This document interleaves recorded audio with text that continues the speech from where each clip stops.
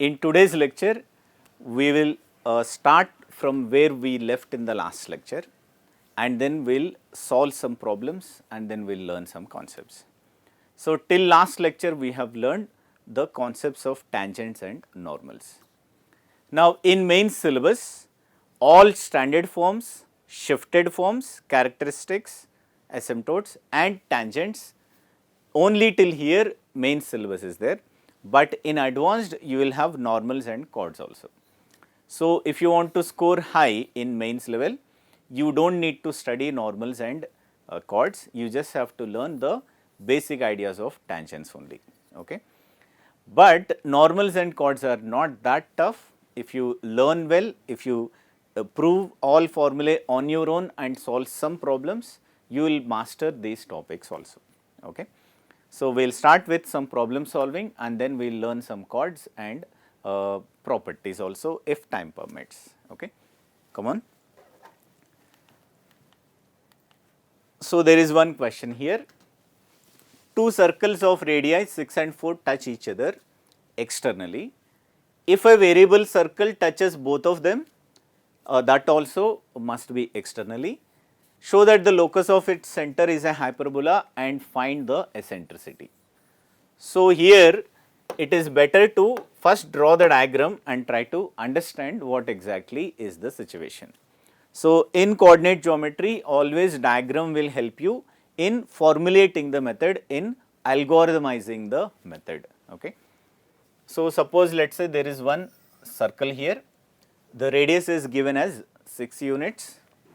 So, let us say this is 6 units, there is one small circle, the radius is given as 4 units and there is one variable circle. Okay. So, let us say there is one variable circle here which is touching both of them externally, and let us say the center of this circle is P, center of this circle is A, center of this circle is B. We want to prove that the locus of this center is hyperbola. So, how do we prove it? Here if you can just prove the geometric property, that is PA minus PB is a constant. If you can prove it, then that means you have solved the question. Okay. So, we will try to generate PA and PB here. So, this distance will become, if the radius is let us say r, so it becomes r plus 6 and this distance PB will become r plus 4. Okay. So, we can say that PA is r plus 6 and PB is r plus 4. Now, when I subtract, what do I get? PA minus PB is equal to 2 units. So, difference is a constant. Can we say that it is a hyperbola directly? No, we cannot do that. We have to check if this constant is less than AB or not. Okay. So, let us check AB also. AB here, that means joining A and B. So, AB will come out to be 6 plus 4 which is same as 10. So, because this 2 is less than 10, it is a hyperbola. Now, we got the confirmation that it is hyperbola. Now, we want to find the eccentricity. So, to find eccentricity, we have to go for the characteristics. So, what does the characteristic say?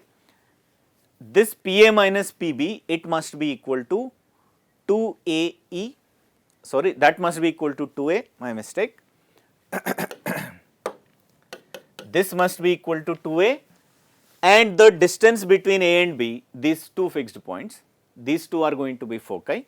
So, distance between foci is going to be 2AE. Now, we are interested in finding E. So, I just have to find the ratio of these two. So, 2AE by 2A will give me 10 by 2, that will give me E equal to 5. Okay. So, well and good, we have solved it completely. But there is an important point here that you should note. Suppose let us say the coordinates of the centers were given and you found the locus of the point P, you would definitely get an equation of hyperbola. But here you will not get complete hyperbola, you will get only one branch of hyperbola, because here PA minus PB is only one possibility, PB minus PA is also another possibility. For that possibility, you will get the other branch of the hyperbola. So here, if you observe carefully geometrically, the locus of the point will be somewhat like this, and it is only one branch of the hyperbola. Okay. So be clear about what you are doing geometrically. Algebra is fine, but sometimes algebra may mislead you. Okay. Come on, make a note of this.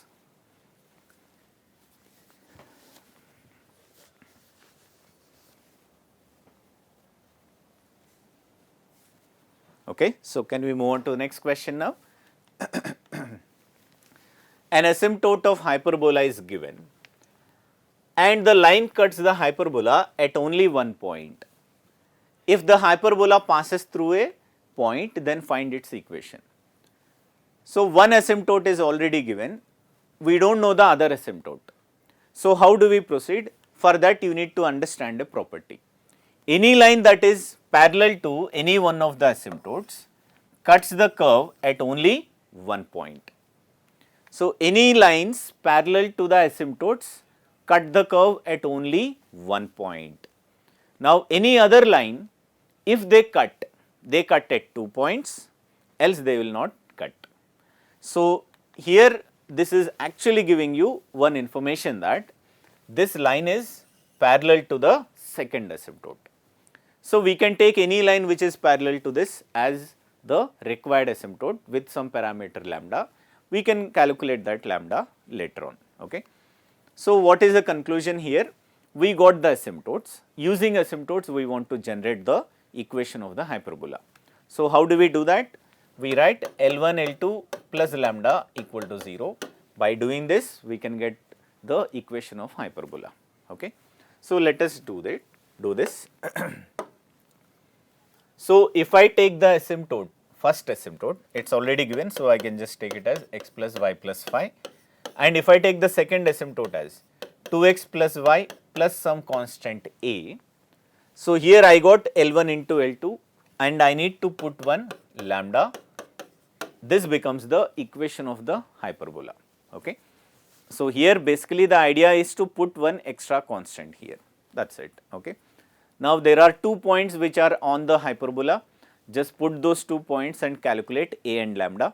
After you got a and lambda, you got the hyperbola, that is it. Okay.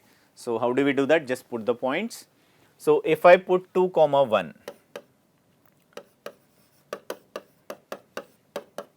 what do I get? 2 plus 1 plus 5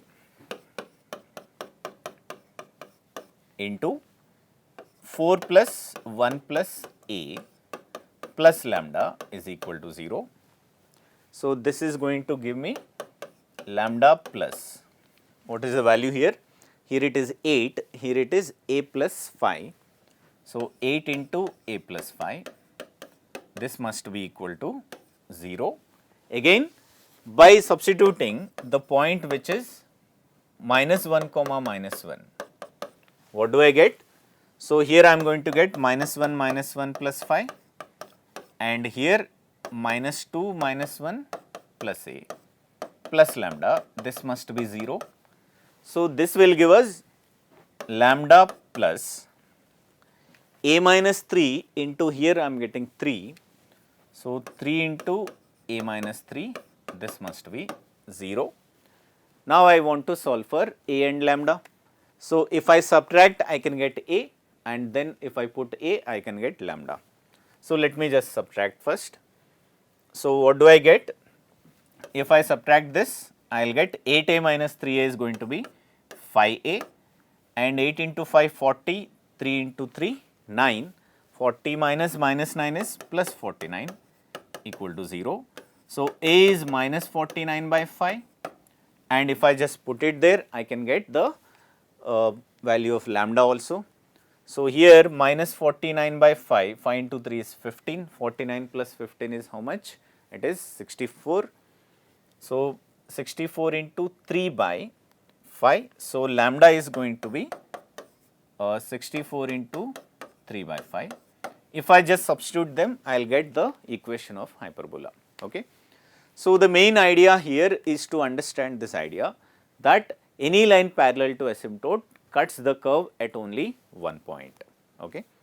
Come on, make a note of this.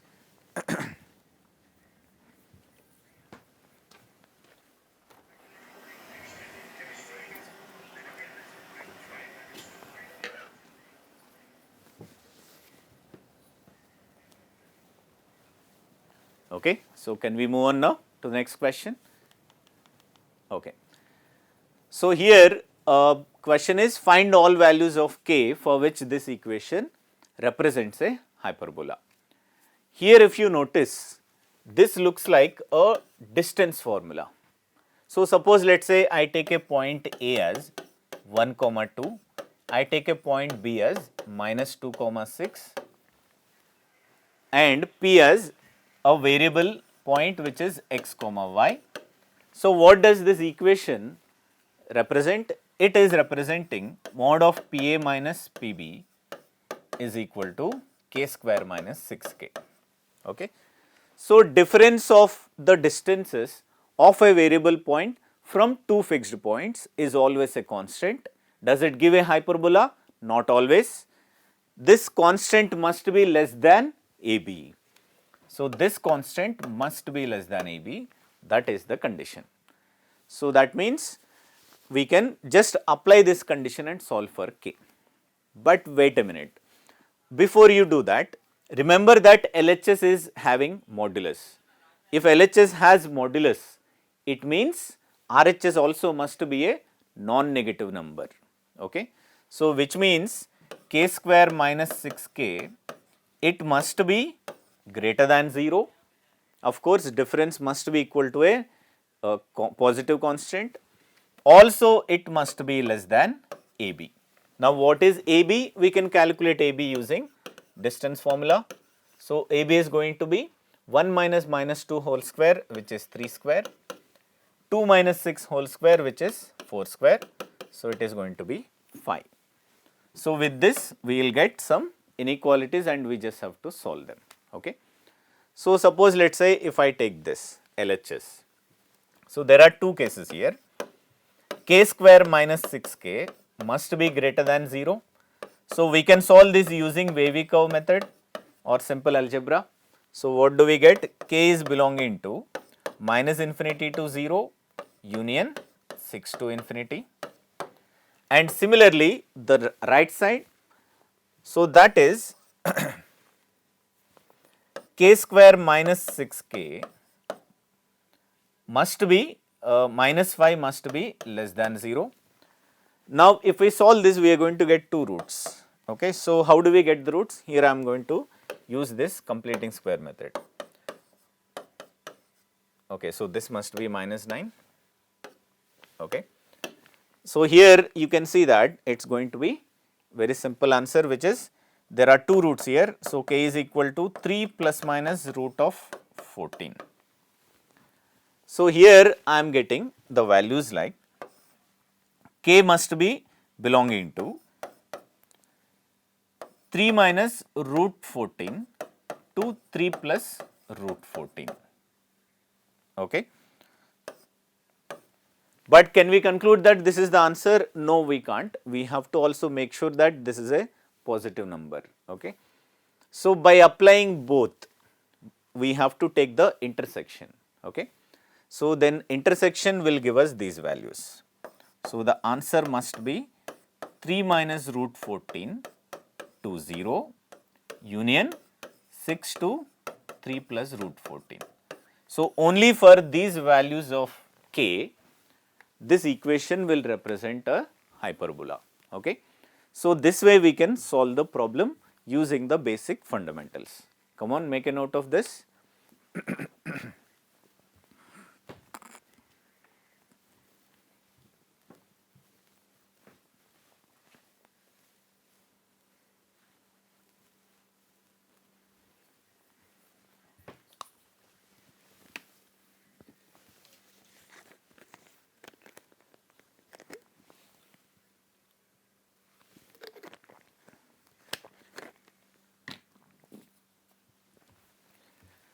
So, here while solving this problem,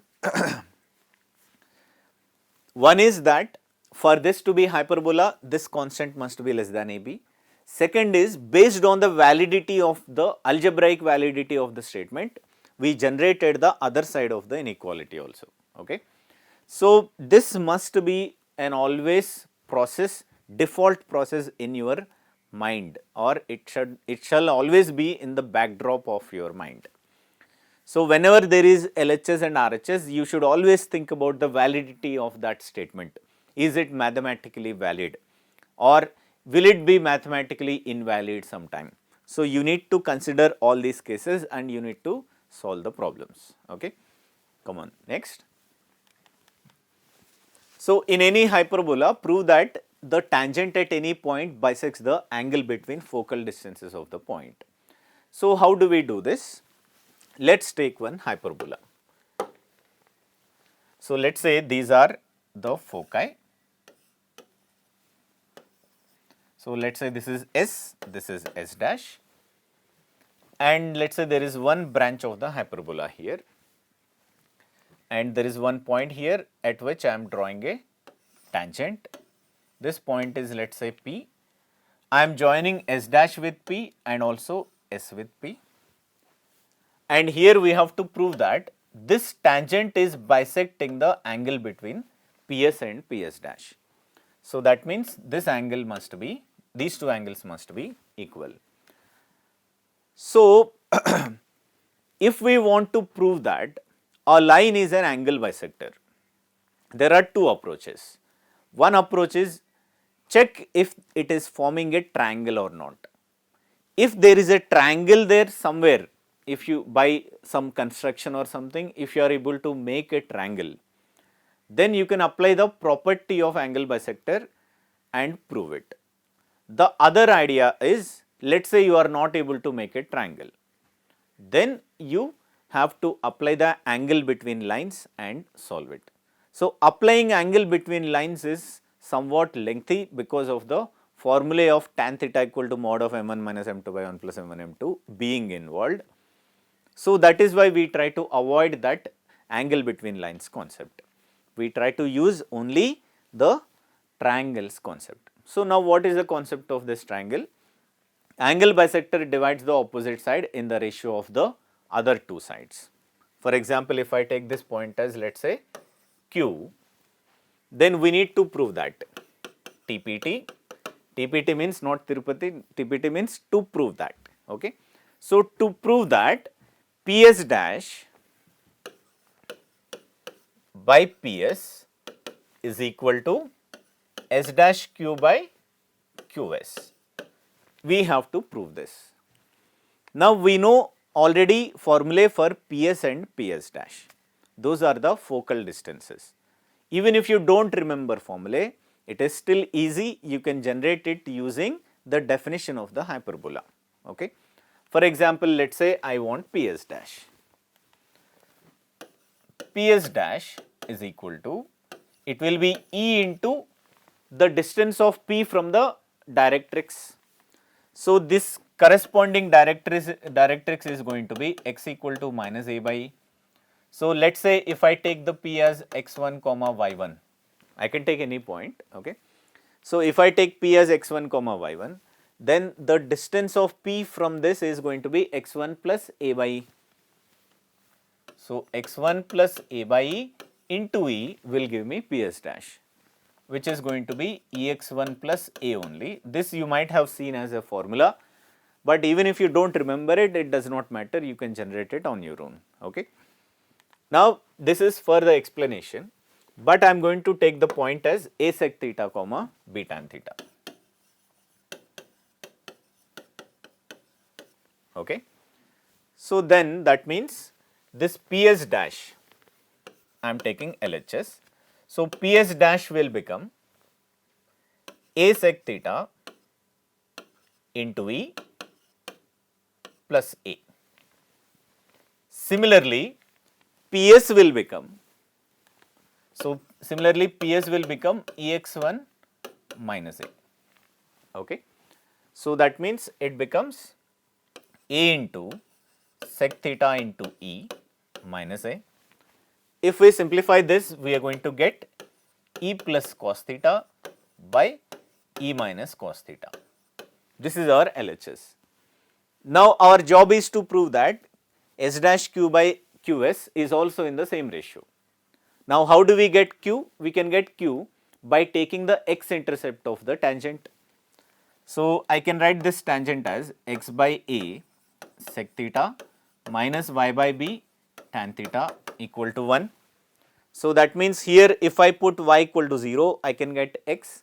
So what is the x coordinate that I am getting? I am getting Q as a cos theta comma 0.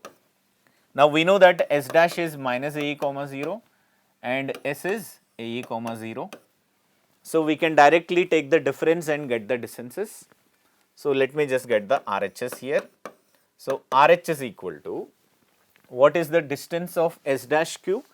So it is going to be A cos theta plus AE divided by, what is QS? It is again difference between the x coordinates, which is AE minus A cos theta. So here if I just cancel out A, what do I get? I am getting E plus cos theta by E minus cos theta, which means LHS and RHS are equal, which means the tangent is going to bisect the angle between PS and PS dash. Okay. Now if you recall, in ellipse also there is a similar property, okay, but in ellipse it is not the tangent, it is the normal that bisects. In hyperbola it is the tangent that bisects.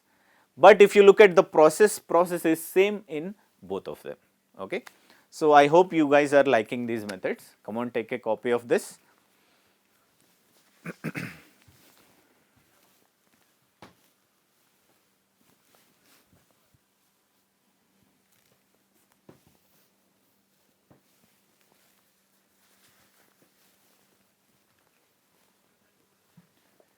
Okay, can we move on to the next problem?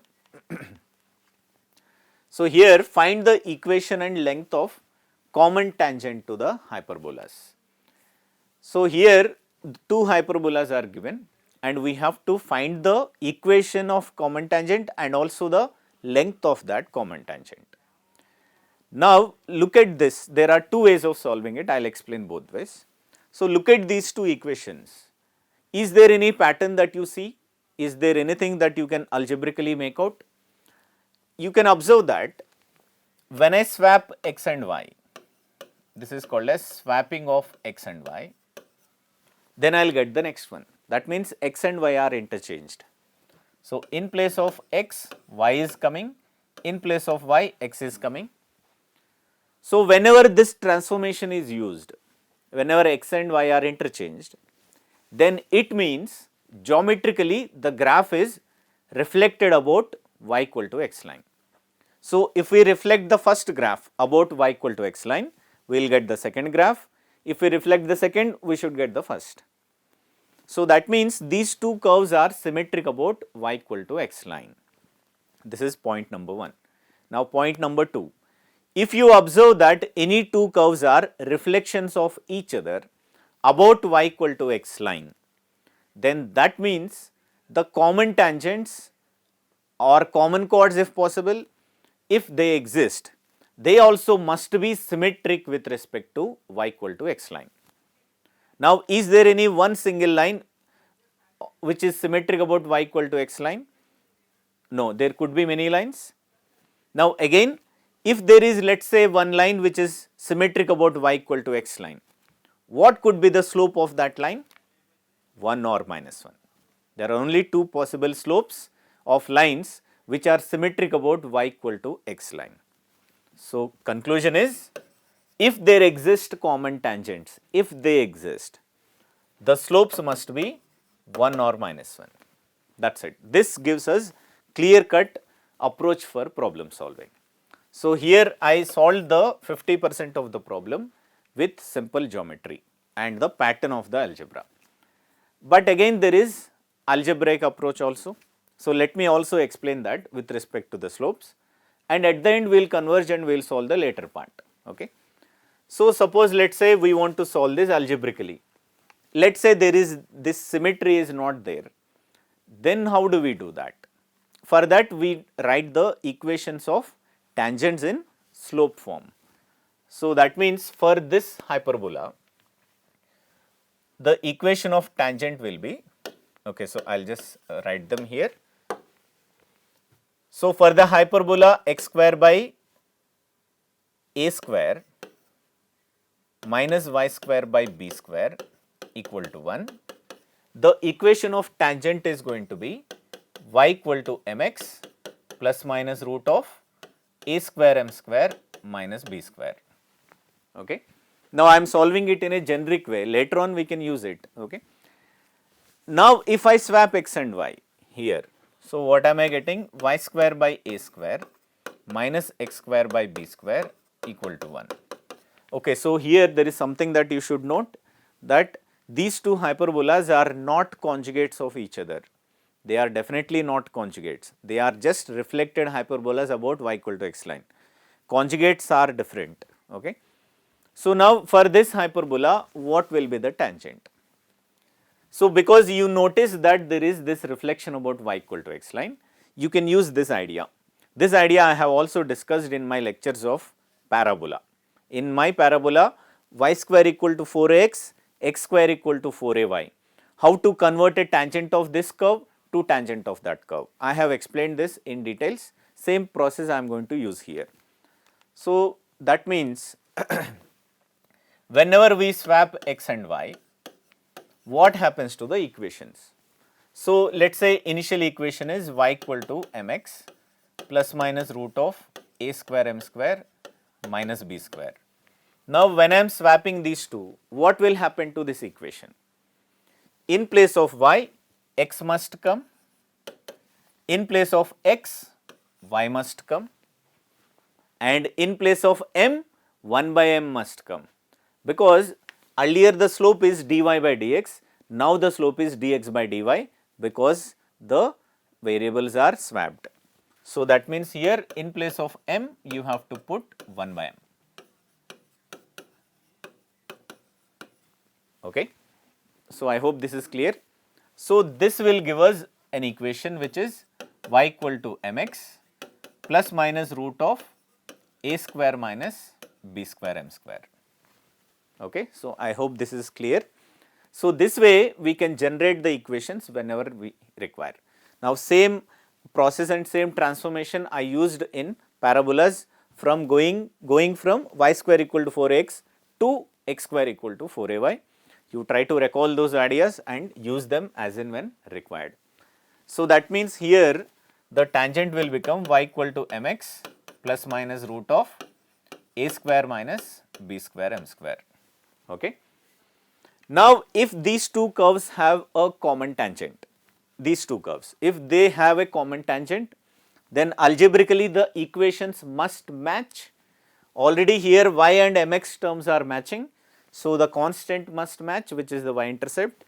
So which means we will get plus minus root of a square m square minus b square equal to plus minus root of a square minus b square m square.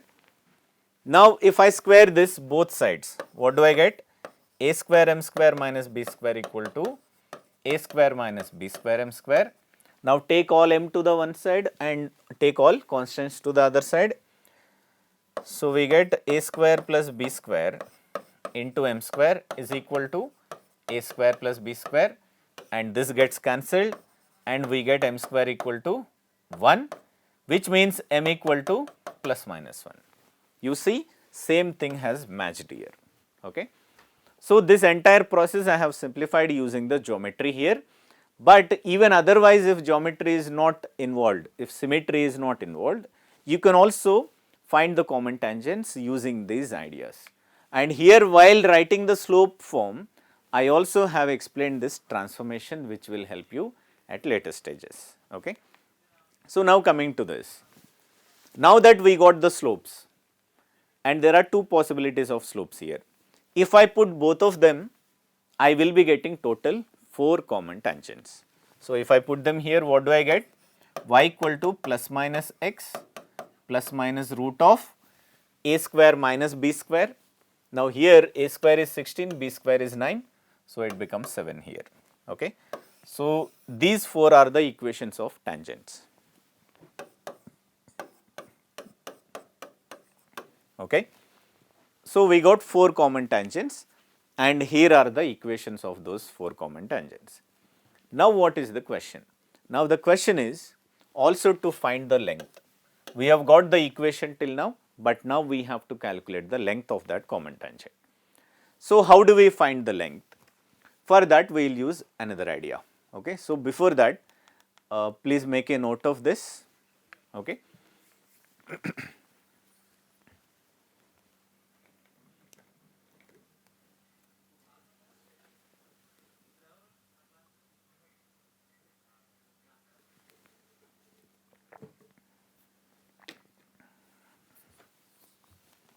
And this page also.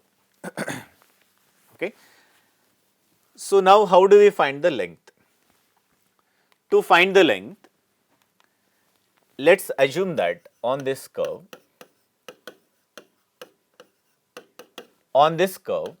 let us assume that the point is P, which is x1 comma y1, and on the other curve, let us assume that the point is x2 comma y2, which is Q. Okay. We want to solve for both P and Q and then we will use the distance between 2 points to get the length of the tangent. This is the idea, but keep listening. So, PQ here becomes root of x1 minus x2 whole square plus y1 minus y2 whole square. This becomes the PQ, which is the length. Now, if I can get x1, y1, x2, y2, then I can get the length very easily. Now, how do we get x1, y1? By writing the tangent as s1 equal to 0. So, here the tangent will become x1 by 16 minus y1 by 9 equal to 1. But here we got 4 tangents. Out of these 4 tangents, because there is symmetry involved, all 4 common tangents will have same length. So, if I take any one tangent, it will be sufficient.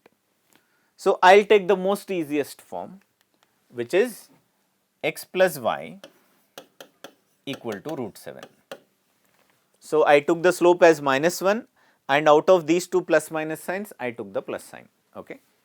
So, now I will try to compare these two and get x1, y1. So, if I compare these two, what will be my x1? So, you know how to compare them. So, here x1 by 16 must be equal to 1 by root 7 and y1 minus y1 by 9 must also be equal to 1 by root 7. So, which will give us x1 y1 to be 16 by root 7 comma minus 9 by root 7. Okay. Now, same process can be used to get the point Q, but there is symmetry because the tangent is symmetric about y equal to x line. So, that means if I just swap these two, I will get the Q, which is minus 9 by root 7 and 16 by root 7. Okay. This will be my Q. So, you can understand that it is very simple here because we use the symmetry. So, just use the symmetry here and get the distance. Okay. So, what do we get? Root of difference of these two x coordinates, that is 25 by root 7 whole square, plus again difference of y coordinates, that is also 25 by root 7 whole square only. So, what is the final answer of the length? It is going to be 25 by root 7 into root 2. So, this will be the length of the common tangent. Okay. So, this way we can find the length of the common tangent very easily. So, in this problem I have tried to cover as many ideas as possible. Now, remember that solving a problem in easiest way is not the target of the lectures. Target of lectures is not shortcuts, but methods. So, learn the methods clearly. In the exam, speed will automatically come if you practice well. Okay. Come on, make a note of this.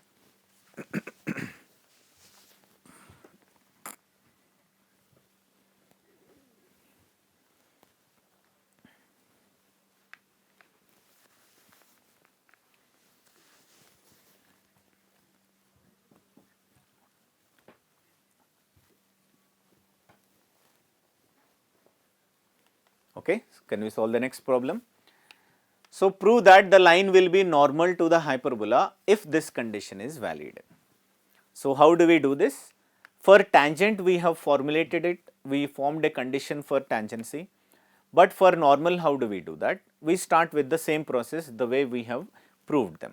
See, that is why you need to prove the all formulae that are existing, so that you learn the methods. So, what is the method here? Let us take any one normal in parametric form. So, suppose let us say if I take a normal to this curve, okay, which curve? We are talking about the standard curve only. So, it becomes ax by sec theta plus by tan theta. This must be equal to a square plus b square. This is the normal. So, now what is the equation of the normal given here? Lx plus my equal to n. Now, if I compare these two, what do I get? I get something like L by a by sec theta is equal to m by b by tan theta is equal to n by a square plus b square. So, which means we can convert this into L sec theta by a equal to m tan theta by b is equal to n by a square plus b square. Now, L, m, n are constants, a and b are also constants, but the only problem is with theta, which is a parameter. So, what is the best way to eliminate theta? Go for sec square theta minus tan square theta, it will give you 1. So, what will that lead to? Sec square theta minus tan square theta, this must be always 1. So, it will give us a n by L into a square plus b square whole square, this is my sec theta, okay, minus similarly bn by m into a square plus b square whole square, this must be equal to 1. Now, here if you notice n by a square plus b square can be taken out as common. So, if I take this out and put it in the RHS, so RHS will become a square plus b square by n whole square. Okay. Now, what is remaining in LHS? Here you can see that only a square by L square is remaining, and here you can see that b square by m square is remaining, which is our required condition. Okay. So, we have just proved the required condition using the basic ideas only. Okay. Come on, make a note of this.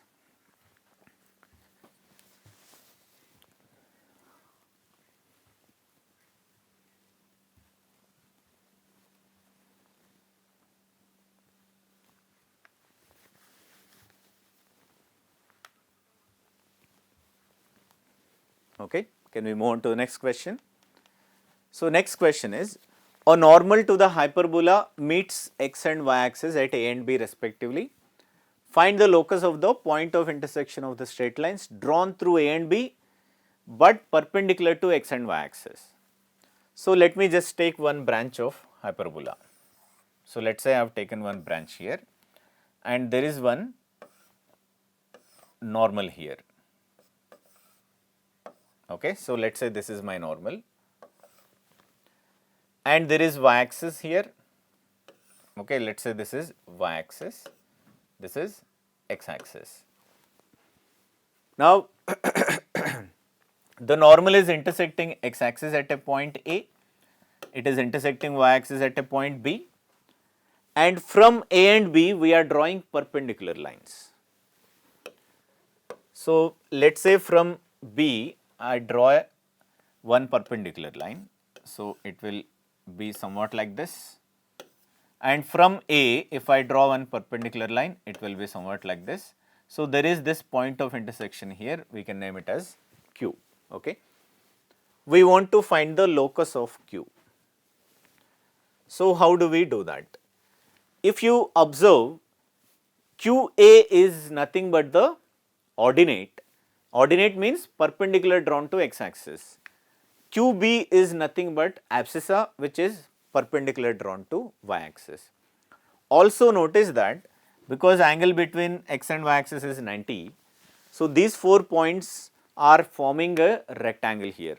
So here question also can be framed like this: find the locus of the vertex of the rectangle which is formed by the points of intersections of normal with x and y axis and also the origin. Question also may come like this, but process will remain same, algebra will remain same. So now how do we proceed? Let us take one equation of normal. Okay. So I am taking this equation of normal as ax by sec theta plus by tan theta equal to a square plus b square. Okay. So let us say I take this as the normal, and then if I put y equal to 0, I will get the point A. If I put x equal to 0, I will get the point B. Okay. So if I put y equal to 0, what is the point that I will get here? It will be a square plus b square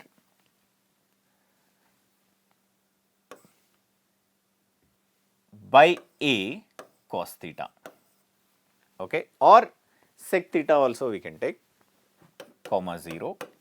Similarly, point B also can be calculated in similar lines by putting x equal to 0. So this B will become 0 comma a square plus b square into tan theta by b. Now because if I take q coordinates of q as x and y, because q's x coordinate is same as this x coordinate and q's y coordinate is same as this y coordinate, we can directly write x as a square plus b square by a into sec theta, and we can write y as a square plus b square by b into tan theta. And we know that sec square theta minus tan square theta is 1.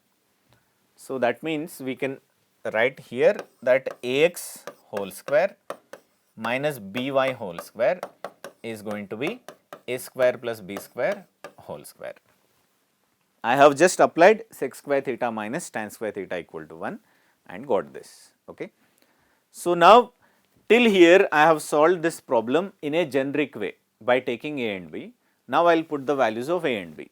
So if I take this equation and convert this into standard equation, this can be written as x square by 4 minus y square by 1 equal to 1. So a can be taken as 4, b can be taken as 1. Okay. Sorry, a square can be taken as 4, b square can be taken as 1. So I will just substitute them here. So a square is 4, which means it becomes 4x square. B square is 1, which means it becomes y square, equal to a square plus b square is how much? 5. 5 square is 25. So this becomes our required locus. And also if you notice, the required locus is also a hyperbola. Okay. So this way we can solve the problem. So here if you also notice, the majority of the problem is solved by the diagram. Okay. So if you are clear with the diagram, you are clear with the process. Okay. Come on, make a note of this.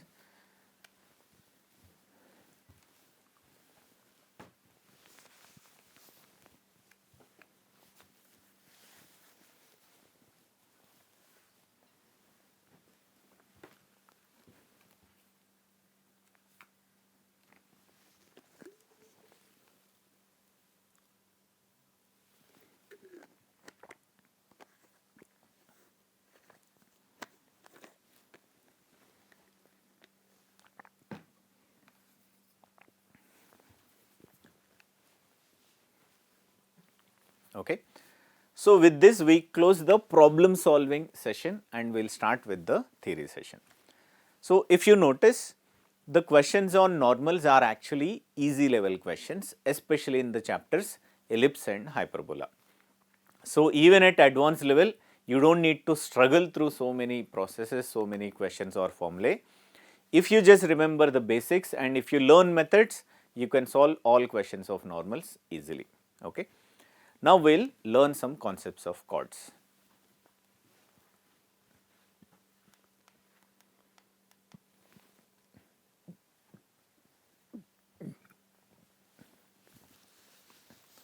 Okay.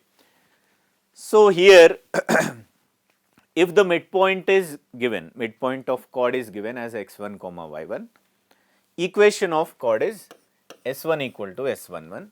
This is one of the very standard formulae that we have been studying since circles. In fact, this formula is valid for pair of straight lines also. Okay. So next, equation of chord of contact is s1 equal to 0. We have been studying this since circles. And equation of chord joining two points P x1 y1 Q x2 y2 is always s1 plus s2 equal to s12. So these three standard formulae are common for all chapters. Okay. So we don't have to separately study them.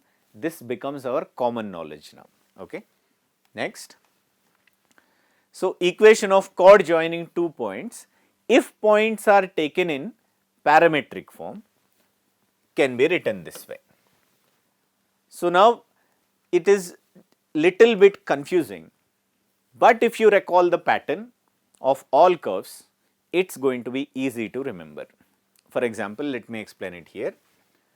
So for circle, the chord is somewhat like this: x by a cos alpha plus beta by 2 plus y by a sin alpha plus beta by 2 equal to cos alpha minus beta by 2.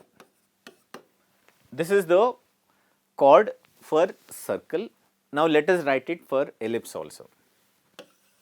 For ellipse, it becomes x by a cos alpha plus beta by 2 plus y by b sin alpha plus beta by 2 equal to cos alpha minus beta by 2.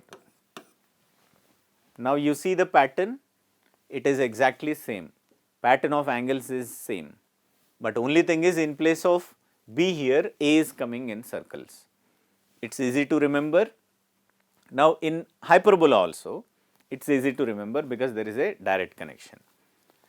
So in hyperbola, here x by a will come and here y by b will come, and of course minus sign is there because in hyperbola minus sign is there in the equation of the hyperbola, and here this will remain same. So it is going to be sin of alpha plus beta by 2. But the only change is these two terms. These two terms will now get swapped. Okay. So that means what happens here? This term will go here and this term will come here. Okay. So what do we get? We get cos of alpha minus beta by 2 here, and we get cos of alpha plus beta by 2 here. So if you remember this pattern, it is easy to remember all of them. Now you see, you remember all equations of chords in parametric forms. Okay. It's very simple and it's very straightforward. Okay. So that is why I keep saying, put all formulae together and apply your mind on that. If you crack the pattern of the structure, you have cracked the entire structure. Okay. So the one who cracks the entire structure will remember it forever. Okay. So that way we can remember this form also. Okay. Next, if this chord passes through the foci, then what happens? In this equation, in place of x, put plus minus AE, that will give you this condition. So it is very simple focal chords condition. Okay. Also by using this relation, we can also find the point of intersection of tangents. Okay. For example, let us say we take this equation. So let us say our curve is somewhat like this and we have two tangents here. Okay. So these two tangents are touching the curve at points, let us say A and B, and by joining A and B, I can get the chord which is called as the chord of contact. So, if eccentric angle of A is alpha, eccentric angle of B is beta, we can write the equation of chord in this form. Now, here if I divide with cos of alpha plus beta by 2, what do I get? I get equation as x by A cos of alpha minus beta by 2 divided by cos of alpha plus beta by 2 minus y by B, again sine of alpha plus beta by 2 divided by sine of, sorry, this must be cos of alpha plus beta by 2 equal to 1. Now, try to compare this with the S1 equal to 0, because it becomes chord of contact if this point is x1 comma y1. So, we are basically interested in finding the point of intersection of the tangents. So, if we directly compare it here, so xx1 by a square minus y1 by b square equal to 1. So, what do we get for x1 and y1 here? x1 comma y1 is basically a into this entire ratio. So, cos of alpha minus beta by 2 by cos of alpha plus beta by 2, comma b into again the same ratio. So, sine of alpha plus beta by 2 divided by cos of alpha plus beta by 2. Okay. See, in ellipse and hyperbola, because terms are big, even one equation may fill the entire page. It will not, but it may look like a lengthy equation. But pattern, if you observe, you can crack all of them very easily. So, algebra may look lengthy, but pattern wise if you proceed, it is not that lengthy. Okay. So, just like the way you have observed here, it may look like big, it may look big, but it is not big. Okay. So, this way we can also understand the concept of point of intersection of tangents. Okay. Come on, make a note of this also.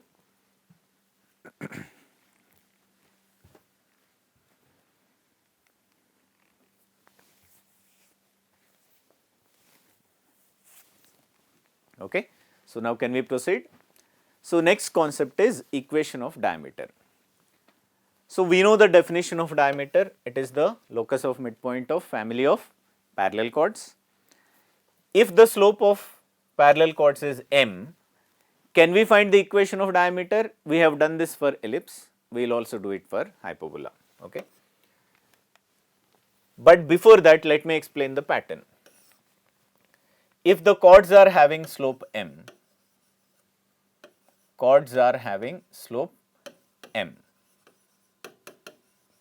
then for ellipse, equation of diameter is y equal to minus b square x by a square m.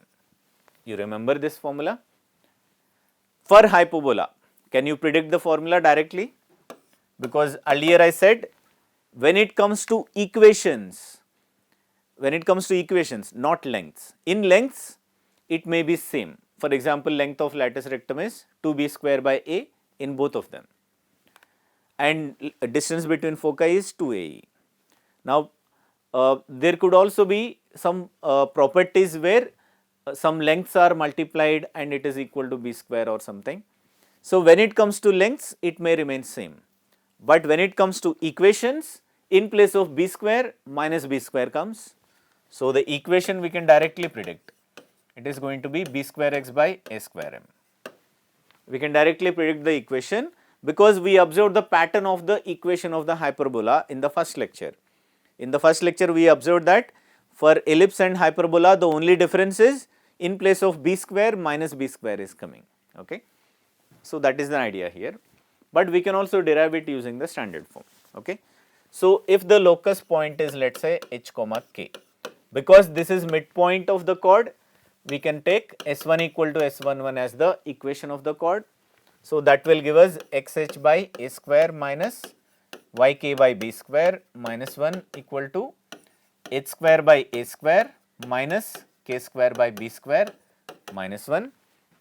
So here this minus 1 is a constant and this is also a constant. Now irrespective of whether terms are getting cancelled or not, we are interested only in slope, so let us just get the slope. So here slope will become b square h by a square k, and this must be equal to m. Now when we replace h with x and k with y, we will get the equation of the diameter, that is going to be y equal to b square x by a square m. So do you see, it has just matched. Okay. So it's easy to remember if you crack the pattern. Okay. So this way we can understand the equation of diameter. Okay. Now what are the conclusions of the diameter? By looking at this equation, we can say that any line passing through the center is a diameter, or converse is also true. Every diameter passes through the center. But there is one exception here. What is the exception? Asymptotes. Asymptotes cannot be diameters. So except asymptotes, any line passing through center is a diameter. Okay. So that way we can understand the idea of diameter. So here we have also got the equation. Okay. So every diameter passes through center, that is fine, and any line passing through center except asymptotes is a diameter. Now there is one important idea that you should remember. So this is one general knowledge idea. Okay. So this is GK point. Okay. Suppose let us say I have taken some chords here, and with same slope if I take chords here also. Okay. So how will the diameter look like? Diameter will be somewhat like this. Okay. Diameter will be somewhat like this. Now you see that we are not getting this part. Okay. But algebraically if you get the diameter, just like the way you have seen it here, you are getting the entire line as the diameter. But geometrically this part is not part of the diameter. Okay. So this you have to notice when it comes to the geometry. Okay. So sometimes when we blindly proceed with algebra, we will get an equation. That equation may be representing a line, but geometrically possible locus may be a ray. For example, here we are getting two rays, one ray here and one ray here, but still line is not completed. Okay. So when you apply every interpretation of every equation in geometry, you have to be clear about what exactly you are getting and what exactly you are not getting. Okay. So here in that equation of the diameter, we are not getting this middle part. Okay. So you have to remember this, and sometimes it happens in other cases also. For example, here if we ideally talk about the locus, locus is two rays. It is not one complete line, it is two rays in this particular case. But there could also be other case. For example, here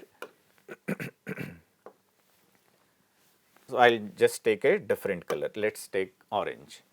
Suppose let us say I take chords with this kind of orientation. Now how will the diameter look like? That I am drawing in green. The diameter will look like this. Okay. So here complete line is possible. So there is no guarantee like that. Sometimes it is only two rays, sometimes it is complete line. And also if you notice, here this diameter can be taken as this diameter. Okay. So if we take these 2 points as A and B, so in some books this length AB is talked about as length of the diameter. Okay. But remember that these points are also part of the diameter. In fact, that is the main diameter, this is the shallow diameter. Okay. But for the green case, this diameter is complete and it does not have any ends. Okay. So just observe and learn and keep it in your mind, and as in when time comes and when situation demands, you can solve it on your own, you can react, your mind will react automatically if you have understood it once in your life. Okay. So that's it. With this we will close today's lecture. Of course, you will try to derive this as part of homework. When we meet again next time, we will start with this idea. Okay. So at this point, I'll stop today's lecture. I hope you have been enjoying all these ideas. So as I keep saying, for every geometric interpretation, there is an algebraic expression. For every algebraic expression or equation, there is a geometric interpretation. Okay. So we'll meet again next time with more concepts and problem solving skills. Until then, have a great learning day. Learning shall never stop.